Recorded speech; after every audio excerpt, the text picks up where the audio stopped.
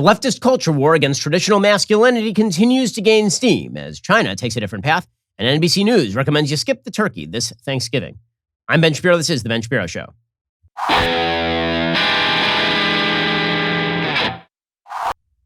This show is sponsored by ExpressVPN. Don't like big tech and the government spying on you? Visit expressvpn.com/Ben. We'll get to all the news in just one moment. First, let me just ask a quick question. When did we decide to stop upholding free speech as a basic right? Which is pretty obvious. I mean, this is obvious that the big tech companies, this is no longer a main priority, which means they're handing over your data to people who shouldn't have your data. They're basically acting like a window, not a wall, for your private information. You need to protect yourself in the way the big tech companies simply will not, and that is why I use ExpressVPN. If you ever wondered how free-to-access tech giants make all their cash, well, the answer is they track your searches, your video history, and everything you click on by building a profile on you and then selling off your sensitive data. They make all that money. When you use the ExpressVPN app on your computer or phone, you anonymize much of your online presence by hiding your IP address. That makes your activity more difficult to trace and sell to advertisers. What's more, ExpressVPN encrypts 100% of your network data to protect you from eavesdroppers and cyber criminals. What I like most is how easy it is to use. It takes just one click to protect all your devices, which is why ExpressVPN is rated #1 by Business Insider. So, stop letting big tech grab all your data. Instead, secure your internet with the VPN I trust. For online protection, visit expressvpn.com/Ben. That's expressvpn.com/Ben to get 3 extra months free with my exclusive link. Go to expressvpn.com/Ben right now to learn more. Okay, so very often on this show, we spend a lot of time on sort of the day-to-day political insanity that is breaking out across the nation. But there are underlying trends in American politics that are really disturbing for the future of the country. And maybe the most disturbing underlying trend in America right now is the substitution of radical subjectivity for basic objective truth. What I mean by that is people tend to think that their truth matters more than the truth. My truth matters more than the truth. And once you make that stark division, basically your society is at an end because reality has certain dictates. Reality requires that you live within its boundaries.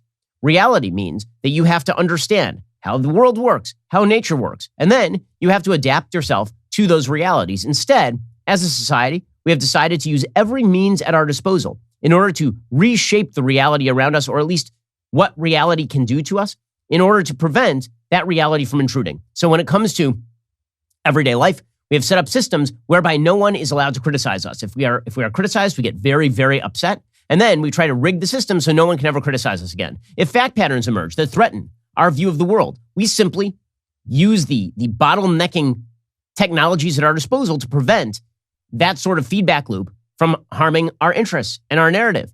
So if a criminal case goes the way we don't want it to go, we simply have people on the TV repeat back to us what we want to hear, as opposed to the reality of the situation.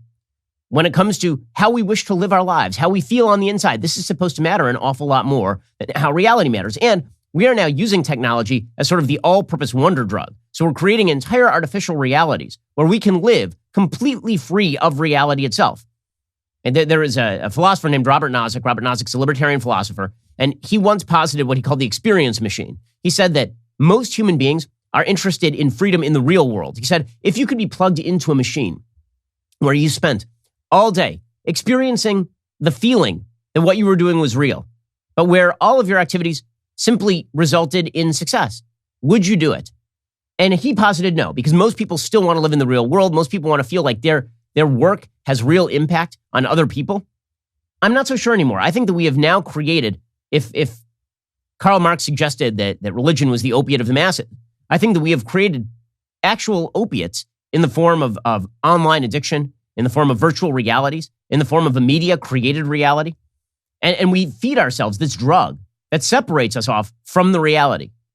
And we just have people reflect back at us what we want to hear. I think a lot of people would plug into that experience machine now, that Robert Nozick experience machine. They would give up their ability to affect real change in the real world in favor of a sort of solipsistic, drug-induced soma, virtual soma from Brave New World. And that's really disturbing. And I think that we have entire institutions that are built up around this. We have institutions that cater to our every whim. We have algorithms that tell us the stuff that we need.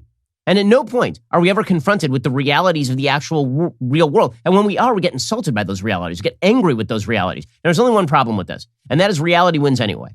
We can fight reality. We can construct artificial realities. We can create worlds in our own imagination, and we can occupy those worlds with others who also wish to live in their own imagination. We can all live inside Facebook's Meta. But that is not going to change the reality that for billions of people around the world, most people throughout human history and most people right now, those virtual realities not only don't exist, they are seen as spiritually enervating, as spiritually emptying, as counterproductive. Civilizations that drug themselves into enervation lose. And that is what we are watching right now. According to the Washington Post, more U.S. adults who do not already have kids say they are unlikely to ever have them. This is according to a new Pew Research study survey. Findings that could draw renewed attention to the risks of declining birth rates for industrialized nations. There's not a single industrialized nation in the West, I think the only exceptions are Georgia and Israel, that has a replacement level birth rate, meaning at least 2 kids. In order for your population to maintain, every 2-parent household has to have 2 kids. Okay, but in the United States, that number is more like 1.7. In Italy, that number is like 1.2. That means these populations are going to be dropping dramatically. According to the Washington Post, experts are concerned that the U.S. birth rate, which has declined for the 6th straight year, may not fuel enough population growth on its own to keep the future economy afloat and to fund social programs. Women between the ages of 18 to 49 and men between 18 and 59 who said they are not parents were asked the question, thinking about the future, how likely is it that you will have children someday? In October, 26% of them said it is very likely, a 6-point drop from 2018, when 32% answered very likely. Meanwhile, the share of Americans who answered not too likely in 2021 grew to 21% compared to 16% in 2018. So we now have near parity between the number of Americans who say that it is very likely that they will have kids and not too likely that they will have kids. When asked why they don't want to have kids, 56% of childless adults who said it is not at all or not too likely they will ever have kids said it's because they just don't want them. That's a change from 2018, when 63% of childless adults in those categories said it was because they had no desire for children. This time around, 43% cited other reasons, including medical issues, economic or financial reasons, lack of partner. The bottom line is that this is part of a broad-scale trend in the West. People just don't want kids. And the reason people don't want kids is because they don't live in the real world. They live in a world in which the government takes care of all their future problems. All of the incentives why you used to have kids are basically gone in the West. So the reasons you used to have kids, for example, were you needed child labor to work your farm. Okay, thank God that is no longer an issue. Then it was, well, you want the spiritual connection that you get from your kids. And then we decided to kill spirituality. And then the idea was you had a moral obligation to have kids. And then we said, no, you have a moral obligation not to have kids because your kids are going to ruin the earth. And then we said, well, at the very least, we need to have kids because who's going to pay for us in our old age? And the idea is, well, the government will pay for us in our old age. The government has endless reams of cash, so it doesn't matter. So what is the incentive structure outside of the religious communities to have kids? And the answer is there is none, which means the only people who are going to be having kids are the people who are not engaged in this sort of solipsistic, self-obsessed navel-gazing. Where do I vacation with my small dog this week? The only people who are going to be having kids in the United States and in the West generally are religious people. And this is what the stats show. Every religious community in the United States is reproducing at above replacement rates. Every secular, atheistic, agnostic community is having kids at below replacement rates. So if you're a fan of secular liberalism, I got to ask you, what do you think your future is? Really, how do you think that that's going to reflect? Could it be that the secular liberalism, disconnected from the root values that created the space for liberalism to arise in the first place, has been self-defeating? Is it possible that when you cut off the roots of the tree just dies? When you get rid of the moral precepts that allowed for a sphere of freedom to emerge in the West, that the freedom itself kills the tree? Is that possible? Because that seems to be what we're watching in real time. That freedom, unbound from morality, unbound from reality, because morality and reality are related in this sort of teleological, old philosophical sense. If you get rid of that, if you say that there's just fact patterns and freedom, all you end up with is libertinism. And that's where we are in a society. I define myself how I want. You have to confirm how I define myself if reality hits me in the face. That's not reality hitting me in the face. We have to construct systems to insulate me from reality so I don't have to make good decisions anymore. I don't have to make the decisions that lead to success. I don't have to make the decisions that lead to a future for my country or for my family. In April, the Census Bureau reported that in the last decade, the U.S. population grew at the second slowest rate for any 10-year period since the nation's founding. Pew surveyed 3,800 parents and non-parents online in late October as part of a broader study of nearly 10,000 U.S. adults known as the American Trends Panel Survey. Those who said they have no kids were asked to rate their desire to have them in the future. Adults who said they already have kids were asked to rate their likelihood of having more. There was no difference based on gender in the responses among parents and non-parents, according to Pew. Men and women are equally likely to say they will probably not have kids or more kids in the future. There was a difference based on age. Adults in their 40s were far more likely than younger adults to say they're unlikely to have any or more kids in the future, which of course makes sense. The older you get, the harder it is to have kids. What's striking there is the lack of difference between men and women in their view of having kids. Typically speaking, you would imagine that women would be more interested in having kids than men, just because, historically speaking, this has been the case. And by the way, when it comes to poll data, I'm still not sure that that is reflective of how normal people act. What I mean by that is there are a lot of people who say they don't want to have kids, and then women have kids, and then they want to take time out from the workforce to spend with their kids. Right? How people act is very different than what they are asked in polls. However, what the demographic rates show is that we are a society in decline, in massive decline. And we are also a society that is in decline because we have decided to make our people genderless widgets. Men and women are exactly the same. In fact, they are so the same that men can become women and women can become men. Gender makes no difference at all. Sex makes no difference at all. And to point out that sex makes a rather large difference in how the world works is to be labeled some sort of bigot. Even though the fundamental basis of a civilization that is growing is a recognition of the difference between men and women, because literally all human growth, all human reproductive capacity is based on sexual dichotomy between men and women. And recognizing that the differences between men and women are not only important, but very beautiful and very wonderful. But we're a society that has decided that the apex of being a man is not to be a protector and guardian and provider for your family. It is to basically sit home, play video games, and tweet out the latest hashtag. And the apotheosis of femininity is not to have kids and to raise them in conjunction with your husband. Instead, the apotheosis is to work 2,200 billable hours as a paralegal at the local law firm. I'm sorry, that is not a civilization that has a future. It is not. That is not to say that women can't do those things and have kids. They can. My mom worked. My dad stayed home. My wife is a doctor. Okay, it is to say that the fundamental root of civilization has to recognize the massive and important differences between men and women, or men will not be men and civilization will fall, and women will not be women and people will not reproduce. And that is what we are seeing right now. And the media are pushing this. Okay, let's just face this. Serious fact. I know that we're not supposed to talk about these things. There are major differences between men and women. These differences range from the biological, everything from height to muscle capacity to how the brain works. These are very different between men and women, and they were meant to be. This is a good thing.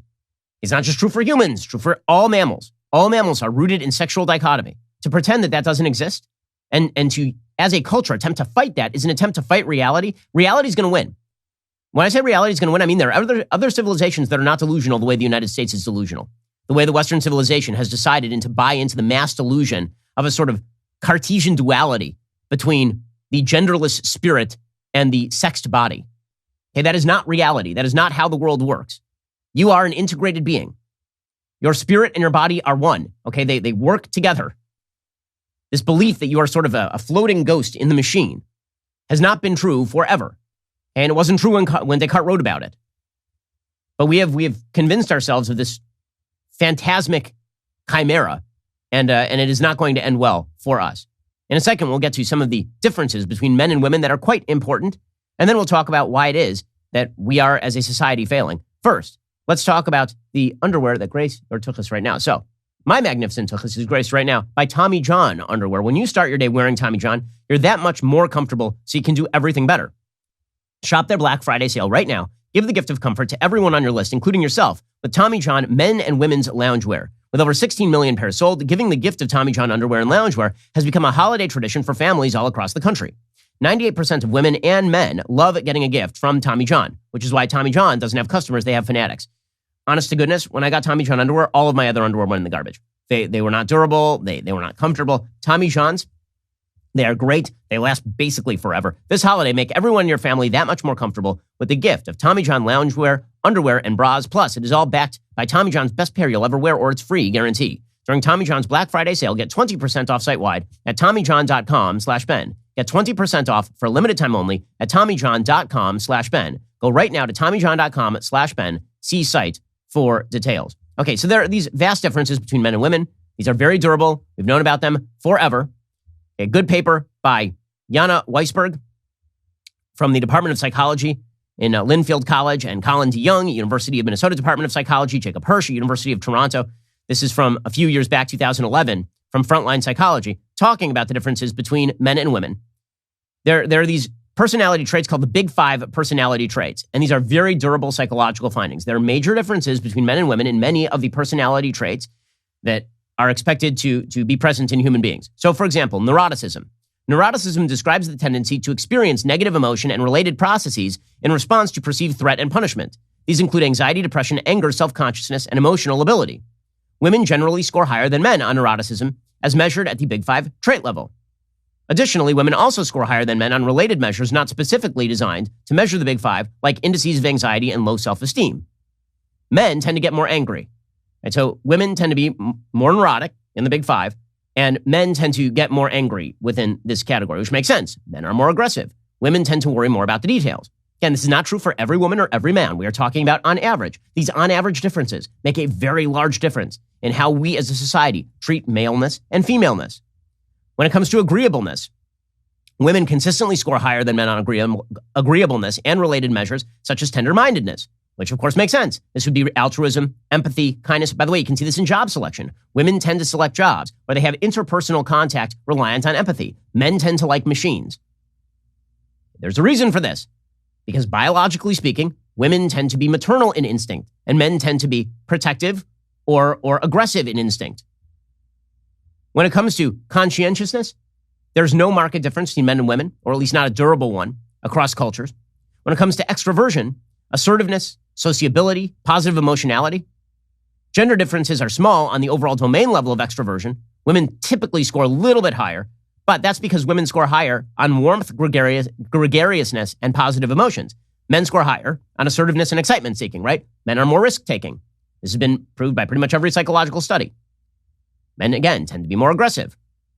And when it comes to openness and intellect, which reflects imagination, creativity, intellectual curiosity, and appreciation of aesthetic experiences, there are no significant gender differences typically found on openness or intellect.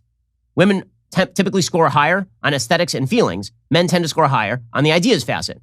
Okay, again, a lot of this seems stereotypical, but it is also rooted in a biological difference between genders. Okay, why is all of this important? The reason that all of this is important is because when we as a society sublimate reality in favor of a peculiar vision that all men and all women are genderless, what we end up with is a society that does not reproduce, that does not see responsibility in a serious way. We are not paving the way for true human flourishing. There's a lot of talk in philosophy about human flourishing, what that constitutes. What does it mean to flourish as a human being? So from the Marxist perspective, human flourishing, basically the predicate to it is material well-being. You have to make sure that you have enough stuff. You have to make sure that you're taken care of, and then we will all flourish. It is the notion that a Marxist society will breed a society of artists and innovators. This is what Nancy Pelosi says when it comes to job lock, right? Get rid of job lock, create a better welfare state, and society will flourish forth. Then there's a vision of human flourishing that suggests that human flourishing is about the cultivation of particular individual goods, meaning you cultivate friendship or you cultivate virtue. Right? That's sort of a more ancient idea.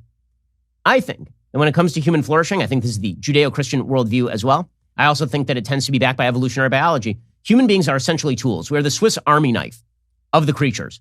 And it's something that Brett Weinstein and Heather Heying talk about in their book on evolutionary biology. Both of them are evolutionary biologists. The basic idea is that human beings are really good at adaptation. That's what we are good for.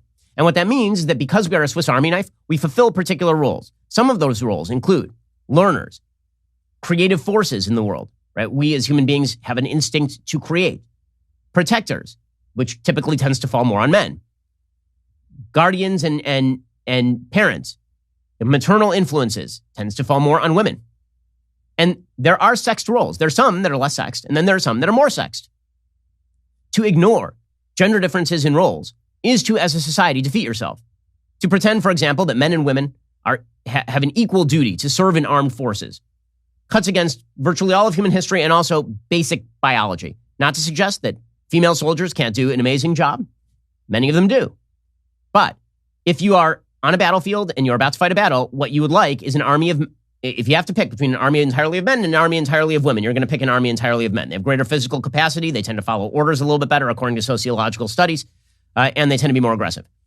Again, that's not to demean women in any way. There are things that women are much better at than men. But all of society rests on these foundational principles. And failing to recognize the true beauty and difference between men and women leads to a society where men are told that they don't need to be men, which, by the way, makes room for actual toxic masculinity, and women are told that they shouldn't be women in any way, which leads to a sort of genderless apathy about the future of the human race. This is a problem. When women don't want to have kids and when men don't want to defend their families or feel an obligation to do so, societies end. And other societies that actually recognize realities don't end. They just continue on. They reproduce, they have kids, they bring up those kids in healthier ways. And when I say healthier, I don't mean ways that we would approve of.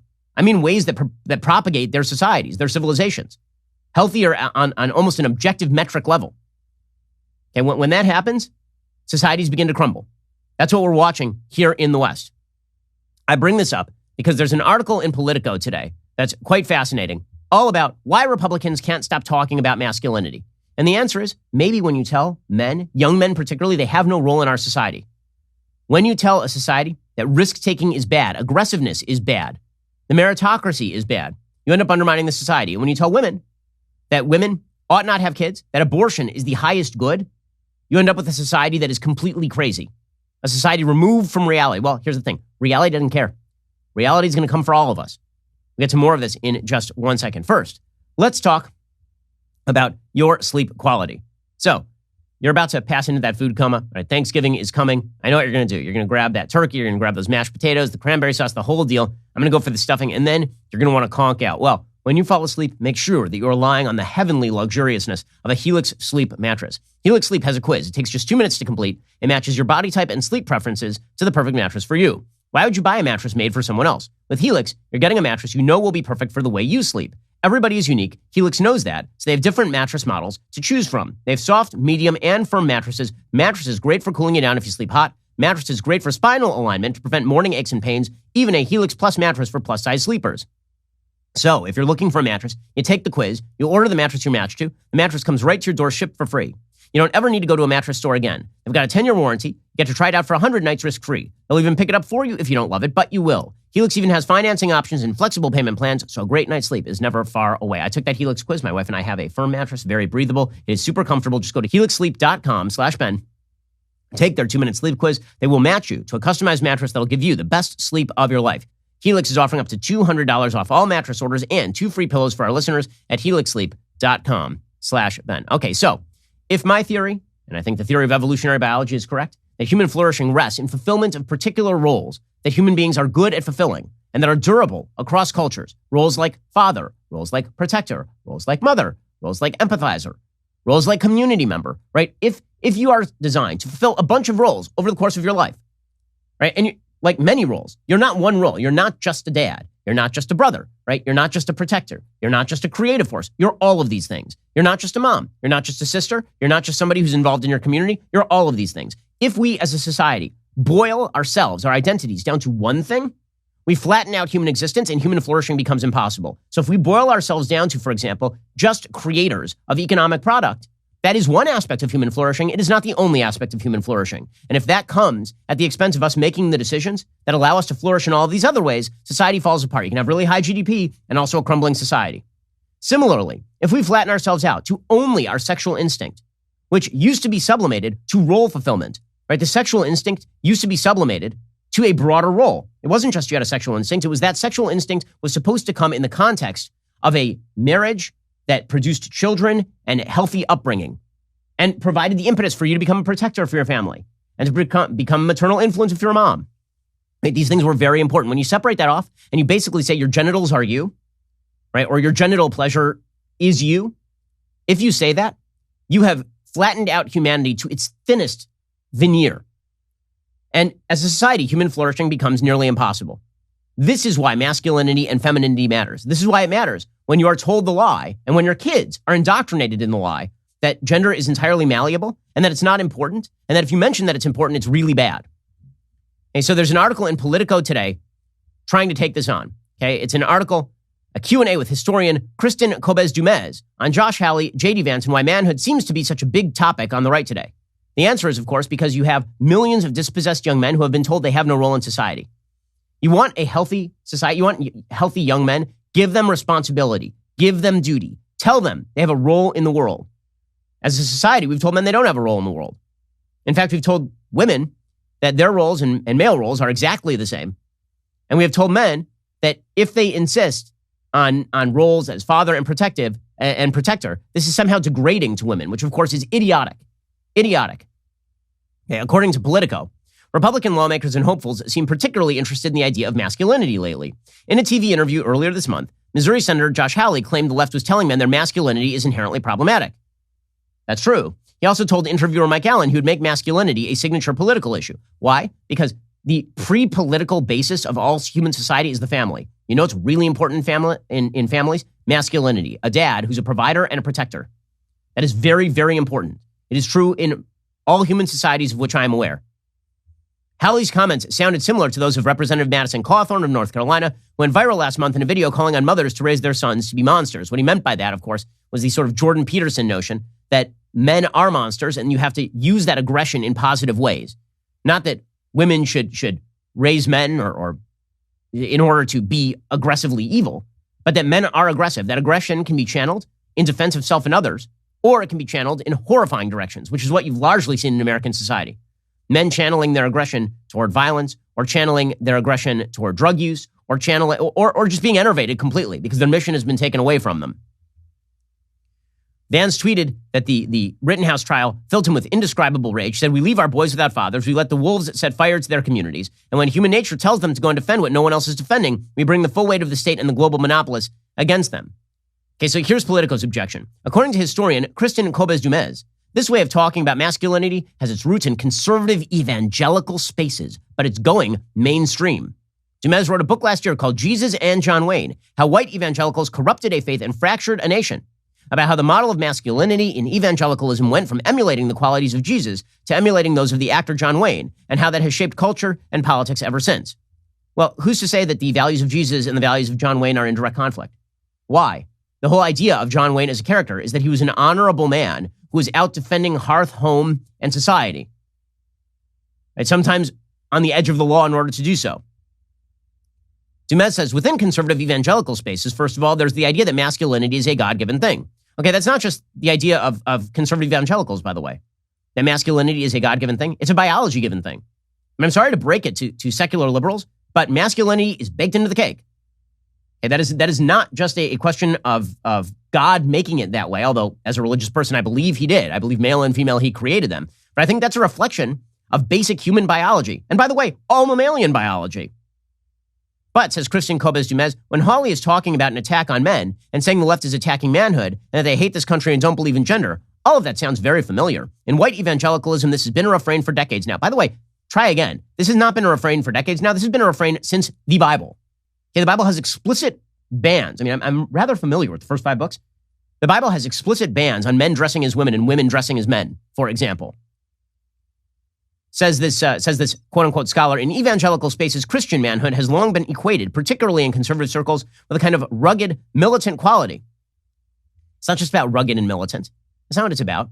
It's about what is your role? What roles are you fulfilling? When you remove roles from men and tell them the roles are bad, when you say marriage is bad and fatherhood is bad, and you don't need a dad, and you don't need protectors, and you don't need soldiers are bad, cops are bad. When you say this sort of stuff, you remove all place for male aggression to go. By the way, male aggression is going to go exactly those places in other societies. It just ain't going to go there here. You can remove the masculinity from the West, but you can't remove the masculinity from the world. And if you remove the masculinity from the West will crumble. There are other forces out there that do not give a bleep. They don't care.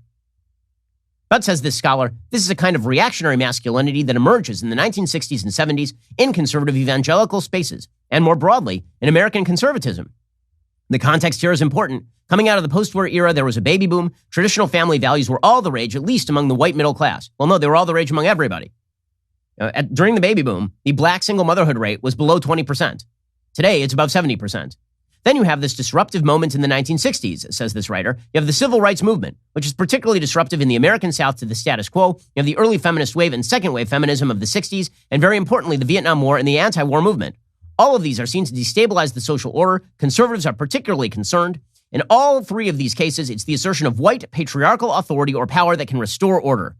And to understand the revolutionary forces that want to tear down gender, what she's saying, the implicit understanding of what she's saying, the revolutionary forces that wish to destroy the institutions of the United States are focused on tearing down masculinity as a pathway to doing so. That is part and parcel of this.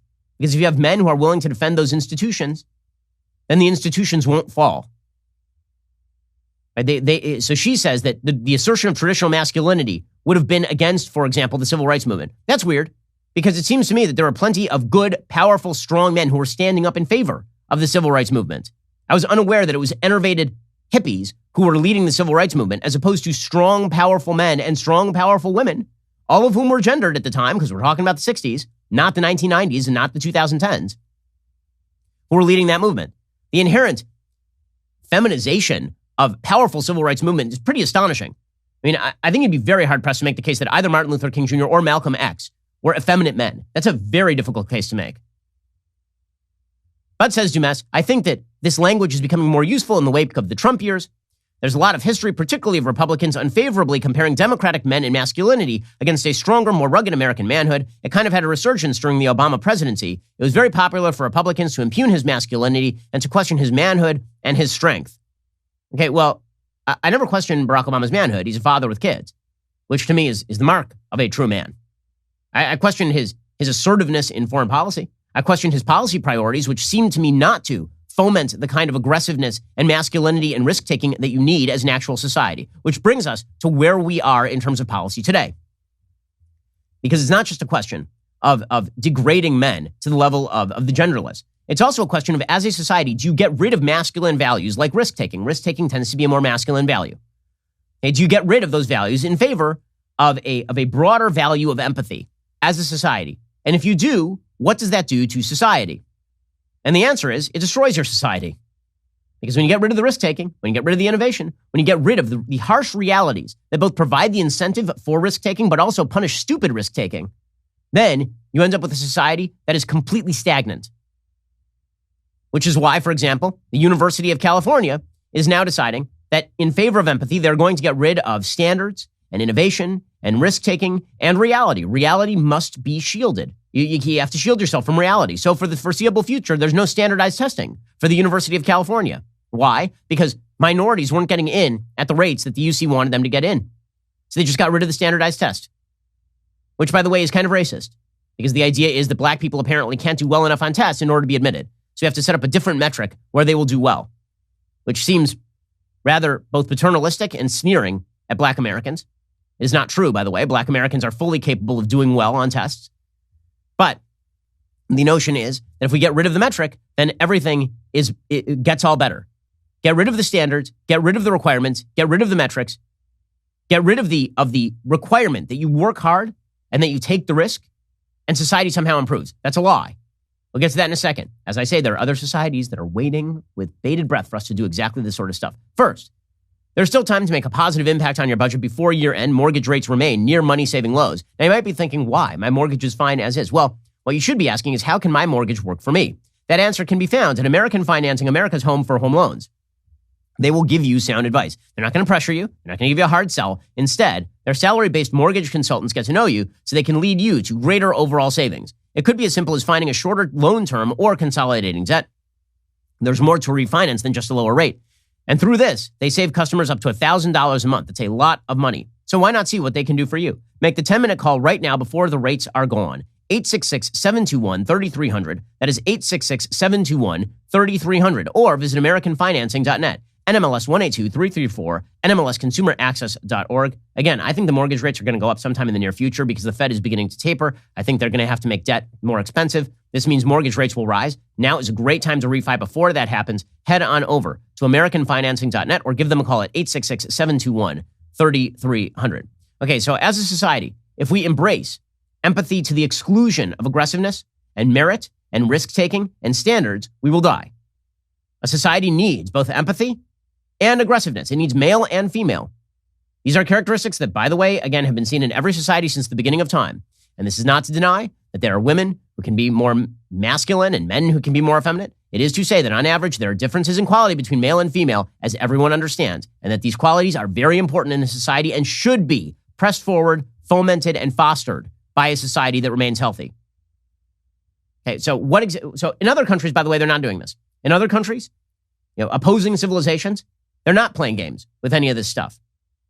And they've decided that they are going to prevent people from living in a sort of miasmatic, genderless space where all of their desires are reflected back at them. There's a good piece by a person named Hobby Zhang in the Wall Street Journal today, a doctoral student in political science, talking about the coddling of American children. Quote, as a Chinese doctoral student raising a young son in the United States, I'm mystified by how American elementary schools coddle students. In China, schools are run like boot camps. What do the therapeutic comforts America showers on its youth portend for a growing competition with China? I recently registered my son in the 3rd grade at a New Jersey public school. Hattie had recently finished 2 years of elementary school in Chengdu, China, where he trotted off to school each day with a backpack stuffed with thick textbooks and materials for practices and quizzes. Here, he leaves for school with little in his backpack other than a required healthy snack. The first day, he came home with a sheet of math homework, 35 addition problems. He finished in about a minute. On the second day, he was asked to write 328 in different configurations. He first wrote down 300 plus 20 plus 8 following the prompt, and then 164 times 2, 82 times 4, and 656 divided by 2. My son is not a genius, but he started studying math at an early age. It is a core belief in Chinese society that talent can be trained, so schools should be tough on children. Chinese students score at the top of international math and science tests. We've got the UCs removing the SATs and ACTs because, God forbid, too many Asian students get in. And at the same time, you got Chinese schools that are basically saying, no, you guys are going to be forced to learn. You're going to be provided the opportunity to learn, and you're going to be expected to learn. This is not a philosophy shared by American schools, says this writer. On Friday night, my son came home announcing in bewilderment he didn't have any homework. In China, students tend to receive twice as much homework on the weekend, given the 2 days to complete it. How will America compete with a China determined to train the best mathematicians, scientists, and engineers? Unfolding now are 2 Maoist cultural revolutions, one in the East and the other in the West. The former is a jingoistic nationalism enforced by party loyalties and ubiquitous secret police. The latter is an anti-Americanism enforced by progressive mobs seeking to defund the police. Both are about limiting expression, controlling thought, and regulating behavior. Xi Jinping has been cracking down on everything from finance to entertainment to whip his country through a national rejuvenation. China's nationalism is explicitly anchored in Maoism, with Mr. Xi representing a new cult of personality. Meanwhile, woke America, which consciously or not deploys Maoist tactics, is destroying the core traditions of Western civilization with identity politics. In both countries, control must extend to the very young to mold them in the image of the official ideology. In fall 2020, Chinese pupils returned to school with a new requirement to study Xi Jinping thought. Across the ocean, American pupils are taught that white America is inherently racist regardless of individual intention or action. Chinese education pushes the young in directions that serve the party and the state. Youths are trained to be skilled laborers ready to endure hard work and brutal competition. American education is supposed to be about opening minds, but appears not to fill them with much. Worse, young Americans are not prepared for the demands of being an adult. It's much worse than that. American education right now is geared toward teaching people that the things that matter about you are your immutable racial characteristics and your sexual proclivities. And those sexual proclivities can span the entire gamut of human existence. And this is the most important thing about you. Who do you think is going to win? Really, the only thing holding China back from winning is the fact that they're tied down to idiotic communism. If they were not, they would be eating our lunch much worse than they are right now. As a society, when we abandon our own central values, when we abandon basic truths about life, reality comes to bite you in the ass. All right, we'll get to more in just 1 second. First, the Daily Wire is searching for a highly motivated client success manager to join our ad revenue team in Nashville, Tennessee. We care about our ad partners. We want them to enjoy success every time they advertise with us. In this position, you'd work hand in hand with our top partners to launch and optimize ad campaigns so our clients can reach their goals. It's a great opportunity for somebody with a customer-focused attitude who wants to roll up their sleeves, get their hands dirty in various aspects of the audio and digital advertising space. 5+ years previous professional experience in audio and digital advertising with experience in podcast advertising or copywriting is ideal for this opportunity. To apply, to view a full list of our current openings at Daily Wire, we have a bunch of them, visit dailywire.com/careers. Also, if you have not heard, you must be living under a rock because the Daily Wire shop is live. It's ready for all your extremely important Christmas and Hanukkah needs. Yes, you heard that right. Daily Wire merch is here. Head on over to dailywire.com/shop. Check out all of the brilliant collections like the Che Fauche design tees or Let's Go Brandon tailgate gear and so much more. Anyone can shop at the Daily Wire store. Only Daily Wire members will get special discounts up to 20% off. Members also receive access to shop exclusive merch. We've got our extremely special baseball bat, for example, that's handcrafted in collaboration with Pillbox Bat Company in celebration of the good old days when Cracker Jack's national anthem and Take Me Out to the Ball Game were the norm at every ball game. Members can now also purchase the iconic Leftist Sears tumbler that's never before been available to buy separately. So, head on over to dailywire.com/shop to get a little something for everyone on your list who loves Brandon. If you're not yet a member, sign up right now at dailywire.com/subscribe. Enter code DW35. You get 35% off your membership, all the perks you wouldn't otherwise. You're listening to the largest, fastest growing conservative podcast and radio show in the nation.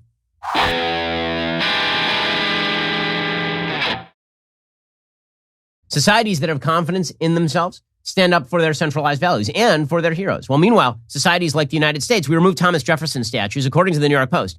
Thomas Jefferson is no longer in the room where it happens. Art handlers packed up an 884-pound statue of Jefferson in a wooden crate on Monday after a mayoral commission voted to banish the likeness of the nation's third president from City Hall, where it resided for nearly 2 centuries, because he owned slaves. About a dozen workers with Marshall Fine Arts spent several hours carefully removing the painted plaster monument from its pedestal inside the city council chambers and surrounding it with sections of foam and wooden boards. They then lowered that massive structure down the stairs, leading to the building's first floor rotunda with a pulley system ushered the founding father out the back door. It's going to be on long-term loan to the New York Historical Society, which plans to have Jefferson's model survive in its lobby and reading room. Kerry Butler, executive director of the Public Design Commission that voted to banish the statue, at first tried to block the press from witnessing the removal. Butler relented after members of the mayor's office and city council intervened. So there are now pictures of a Thomas Jefferson statue being removed. Very important to get rid of the guy who wrote the Declaration of Independence, because history is filled with people doing bad things. And so we have to make sure that's gone. We need a George Floyd statue in there, because truly what signifies America is the victimization of black Americans, not the great and good founding principles that allowed for the end of slavery in the United States, the end of Jim Crow in the United States, and the vast thriving of vast numbers of black Americans in the United States, particularly in the post-civil rights era. Okay, all of that is irrelevant. The really relevant thing is that human beings suffer in the United States because we are a system that has decided that we are bad. That we are very, very bad. Meanwhile, the Teddy Roosevelt statue at the Museum of Natural History is going to be moved to North Dakota.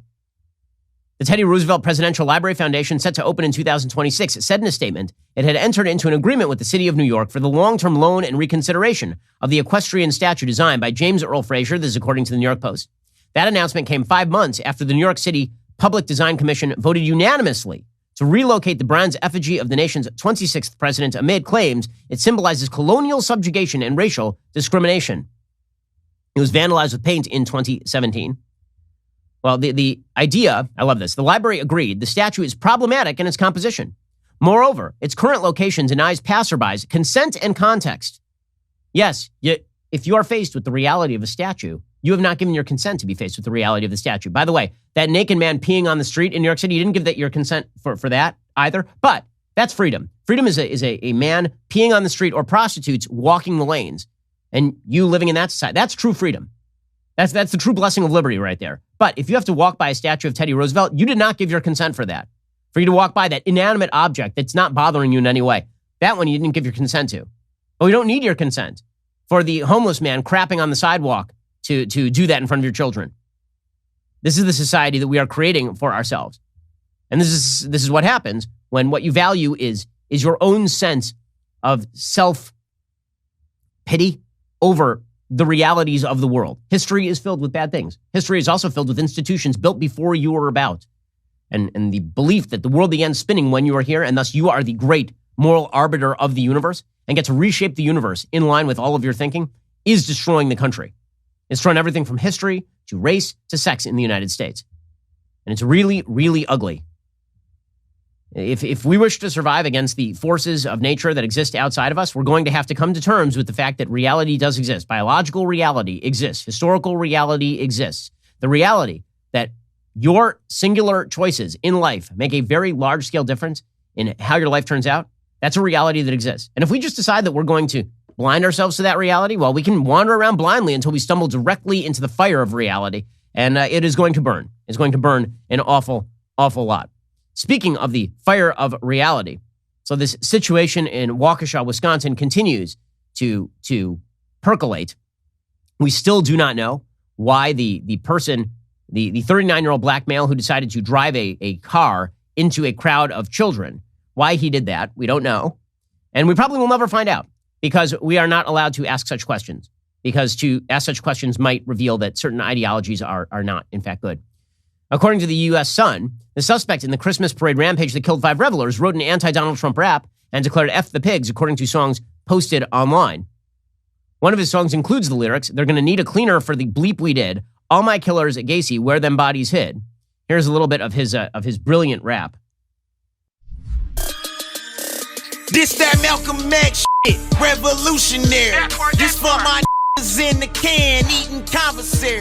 For every ghetto in America, I know they wait. This that Donald Trump flow, and whoever. So, both untalented, incoherent, and has a terrible philosophy. Well, we're not supposed to investigate any of that, though. If Andy No posts anything about his philosophy, the journalists among us will shield us from the vicious reality that maybe this guy believed a lot of really bad stuff. By the way, you know that if there's been a white guy who drove a car into a crowd filled with children, and they had found on his Facebook page a bunch of white supremacist garbage, that would immediately be the leading motive that was suspected. We know this for a fact. So, again, blinding ourselves to reality. Okay, so this brings us to the most obvious issue with what is happening in Waukesha. So, one thing that we clearly know at this point is that this person should have been in prison. Right? There's no question that this guy should have been in jail at this point. We know that he was out on bail, $1,000 bail, from apparently using his car to hit somebody, like a few days before. And then he was just set free. Joe Biden finally reacted to Waukesha, by the way.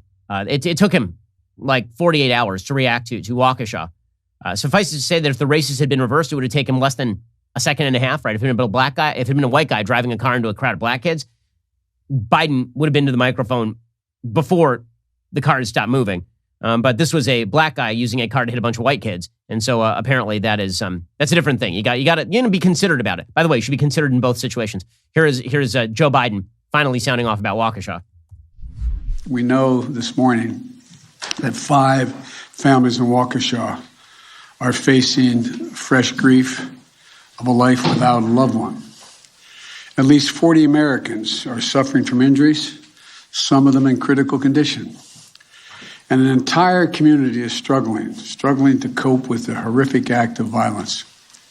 Last night, the people of Waukesha were gathered to celebrate the start of a season of hope and togetherness and Thanksgiving.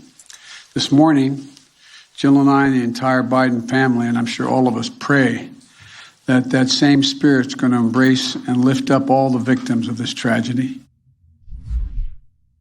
Okay, so glad that Joe Biden could be bothered to emerge and say these things. It is also true that we know, at least from a policy perspective, why this happened. According to CBS 58 in Wisconsin, the Waukesha Police Department is referring 5 counts of intentional homicide for the man accused of ramming his SUV into the Waukesha Christmas parade. Those charges carry possible life sentences. There's the possibility more charges will be filed as the investigation progresses. This was not the first time that this suspect, and I don't use names for people who do this sort of stuff because I don't like people being glorified for this. I don't think they should become famous because of this. I think that they should be thrown in jail to rot and then forgotten because that's what they deserve. This was not the first time this suspect allegedly ran someone over with his car. Just 3 weeks ago, he ran over a woman he had a child with. But at the time, his bail was set at just $1,000. He paid it and was released. Now, the Milwaukee County District Attorney's Office is conducting an internal review into why the bail was set inappropriately low. Justice Janine Gieske, who was on the Wisconsin Supreme Court from 93 to 98, explained, quote, there are hundreds and hundreds of cases in Milwaukee County. Even the backlog of full homicides is tremendous at this point. Justice Gieske said the district attorney's office recommends the bail amount to a court commissioner before it's approved by a judge. It's not unusual for a court commissioner to be setting 30, 40, 50 cases of bail on a day. The bail amount is supposed to consider a person's prior record, character, whether they might flee, whether they might commit a crime while out on bail. But there are plenty of red flags because this guy had a bail-jumping felony. He had second-degree, recklessly endangering safety felonies. He paid the $1,000 bail. He was released November 11th, 10 days before the Waukesha parade. The DA's office now says in a statement, quote, the bail recommendation in this case is not consistent with the approach of the Milwaukee County District's Attorney's Office toward matters involving violent crime, nor was it consistent with the risk assessment of the defendant prior to the setting of bail. Well, there's only one problem. It's very consistent with the Milwaukee County DA, John Chisholm's approach. Yesterday, we talked at length on the show about the fact that Chisholm was made nationally famous for his approach to low bail. He put out a statement saying, quote, the state's bail recommendation in this case was inappropriately low, and they're conducting an internal review. Yeah, no bleep, you're conducting an internal review. Insane. I mean, it's totally crazy. Okay, but again, we are now going to obscure the real facts here. We're going to pretend that it was an SUV, right? The SUV was the problem. It's funny how this works, by the way. If it's white guy in SUV runs down black kids, it's white guy in SUV runs down black kids. If it is, in fact, a black guy in an SUV running down white kids, then the SUV is the problem. Look at the way that the media report these headlines. Right there, there's a headline today from CNN Breaking News, quote, 5 people have died and more than 40 are injured after an SUV plowed through a holiday parade in Waukesha. Well, that's unfortunate when the SUVs just sort of run out of control all by themselves this way. Meanwhile, the left continues to foment the exact same garbage policy that led to this in the first place. So Alexandria Ocasio-Cortez literally put out a message to legislators today asking for bail reform. She put out a tweet. This is sent out within 24 hours of Waukesha. Quote, today we sent a letter with Representative Carolyn Maloney, chairwoman of the Committee on Oversight and Reform, and Representative Jamie Raskin to New York City's 5 district attorneys requesting information on excessive bail in the New York City court system. When prosecutors seek excessive cash bail, it results in increased rates of incarceration, particularly for low-income defendants. Well, we wouldn't want criminals in the prisons. We need them out on the streets, obviously. You know the level of blindness and honestly, self-confidence you have to make a statement like this in the immediate aftermath of Waukesha. So this criminal is out on bail, inappropriately low bail, and like within 24 hours, she and the rest of the Democratic Party apparently are releasing a statement calling for low bail. Condemning thousands of individuals to languish in an environment plagued by persistent overcrowding and mounting violence as they await trial is not acceptable and risks violating their federal civil rights. If these conditions are not addressed, federal intervention may be necessary to protect detainees from additional harm. We have grave concerns. Excessive bail amounts are leading to unnecessary pretrial detention. Oh, do you? Hey, by the way, if you think these people are in any way tethered to reality, they are not.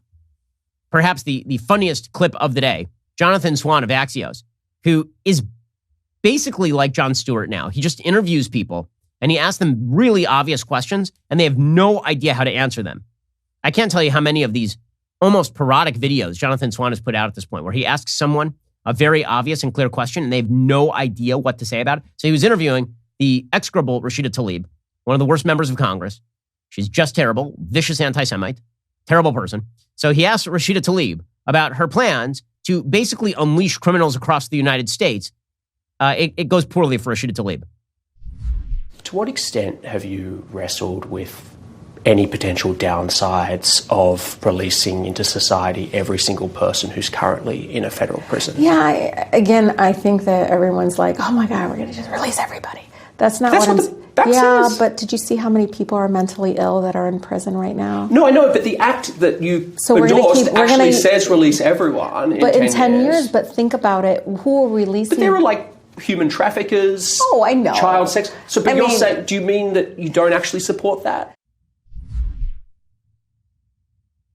And she's like, it's amazing. So she signed an act, right? She sponsored an act that says release everyone. And then he asks her, you mean everyone? And she's like, no, not everyone. He's like, so why did you sign the act? She's like, well, I mean everyone. Okay, politics is Veep, but it has very serious consequences. Everybody thinks politics is House of Cards. Understand something. If you ever spend any time with legislators, the vast majority of them have below room temperature IQ. Okay, our politicians are morons because most of the people you know are morons and politicians are no different.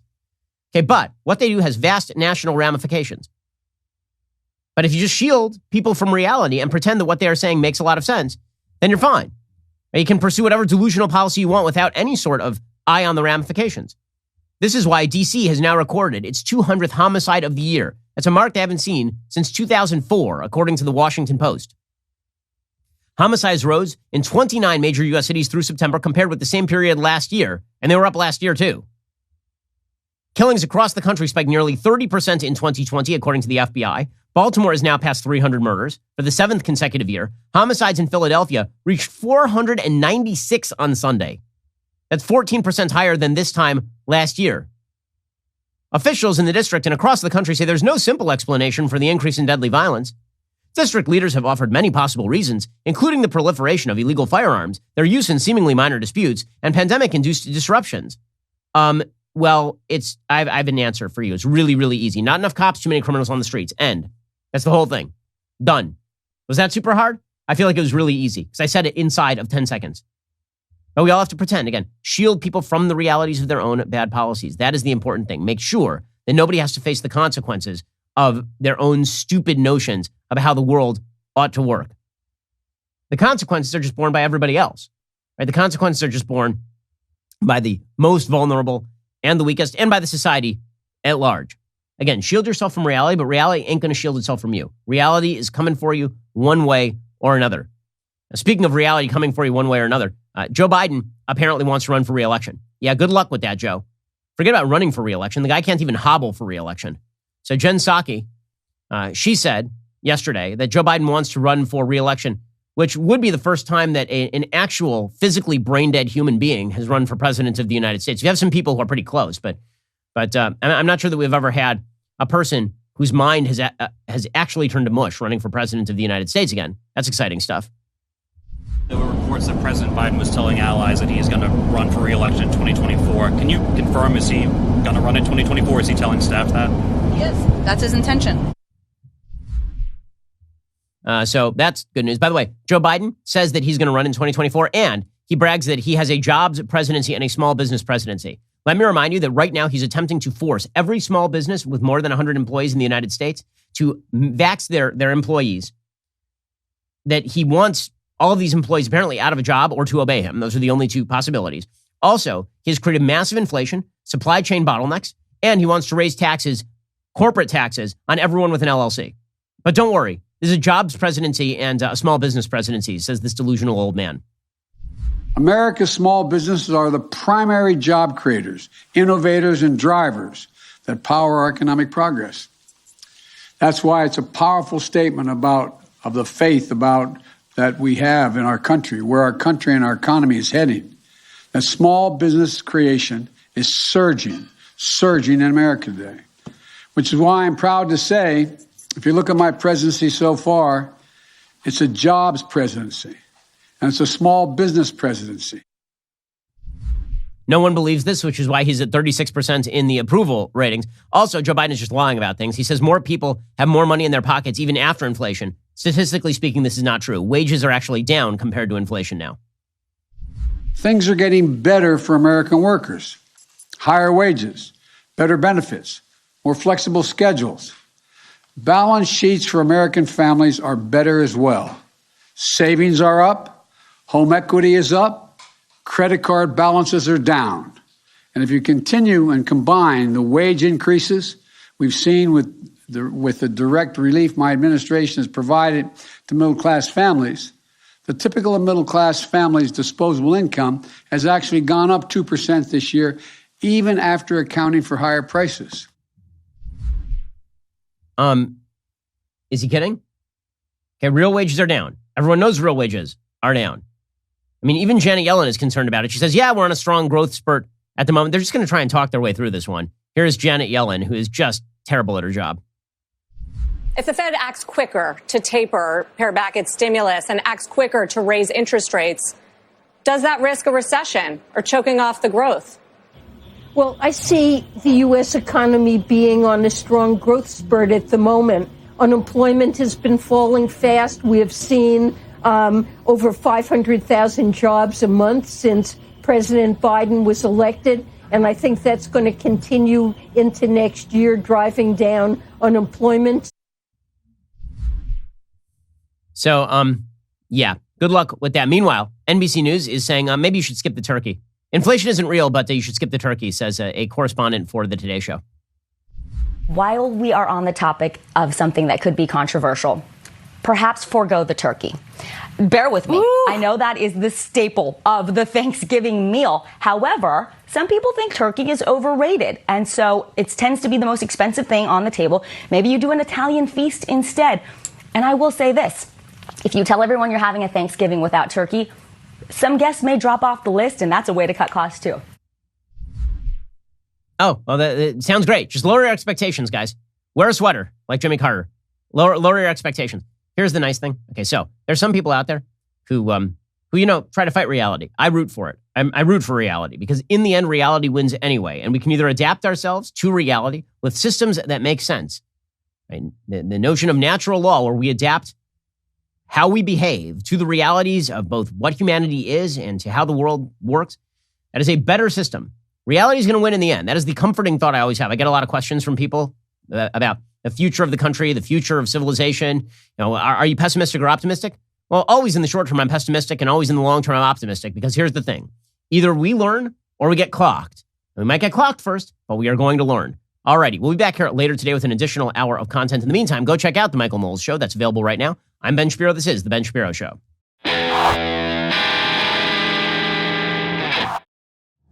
The Ben Shapiro Show is produced by Elliot Feld. Executive producer, Jeremy Boring. Our supervising producer is Mathis Glover. Production manager, Pavel Wydowski. Associate producer, Bradford Carrington. Host producer, Justin Barber. The show is edited by Adam Sayevitz. Audio is mixed by Mike Coromina. Hair and makeup is by Fabiola Cristina. Production assistant, Jessica Kranz. The Ben Shapiro Show is a Daily Wire production. Copyright, Daily Wire 2021. Criminal justice reform leaves 5 people dead and 48 injured in Wisconsin. The GOP peddles a radical transgender bill, and mostly peaceful looters empty out 3 stores in San Francisco. Check it out on The Michael Knowles Show.